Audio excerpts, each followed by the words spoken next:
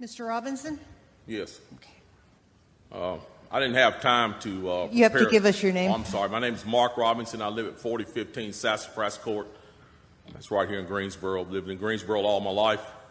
I didn't have time to write a fancy speech. I didn't have time to, I didn't have the resource of an English teacher to sit down and write a speech with at school today and be, brought over here or practice or anything. What I really came down here for is this. I've heard a whole lot of people in here talking tonight about this group and that group, and domestic violence and blacks, these minorities and that minority. What I want to know is, when are you all going to start standing up for the majority? And here's who the majority is.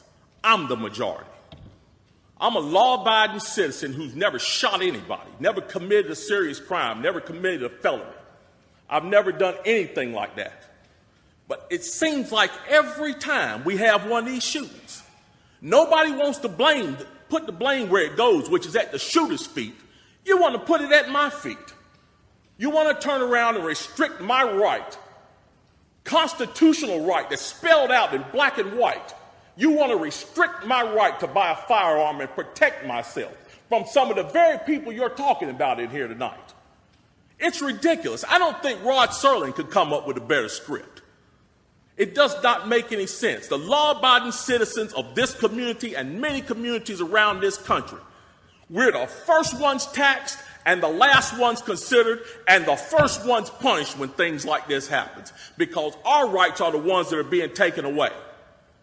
That's the reason why I came down here today. Gun show or no gun show, NRA or no NRA. I'm here to stand up for the law-abiding citizens of this community, because I'm going to tell you what's going to happen. You can take the guns away from us all you want to. You all write a law, I follow the law, I'll bring my guns down here, I'll turn them in. But here's what's going to happen. The Crips and the Bloods on the other side of town, they're not going to turn their guns in. They're going to hold on to them. And what's going to happen when you have to send the police down there to go take them? The police can barely enforce the law as it is.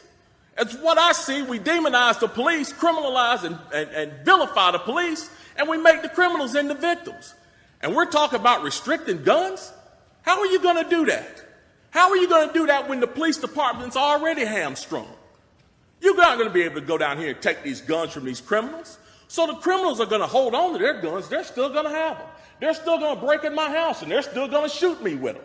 And guess who's going to be the one that suffers? It's going to be me. Well, I'm here to tell you tonight, it is not going to happen without a fight. And when I say fight, I don't mean shots fired. I don't mean fist thrown. I mean I'm going to come down here to this city council and raise hell just like these loonies from the left do until you listen to the majority of the people in this city. And I am the majority.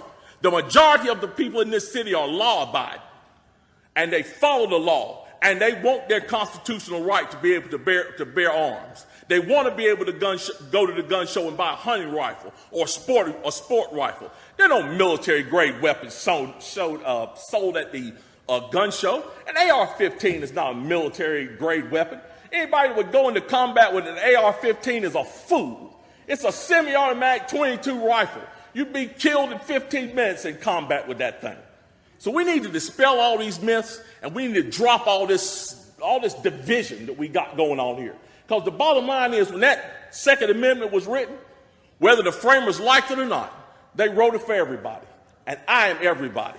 And the law-abiding citizens of this city are everybody. And we want our rights, and we want to keep our rights. And by God, we're going to keep them, come hell or high water.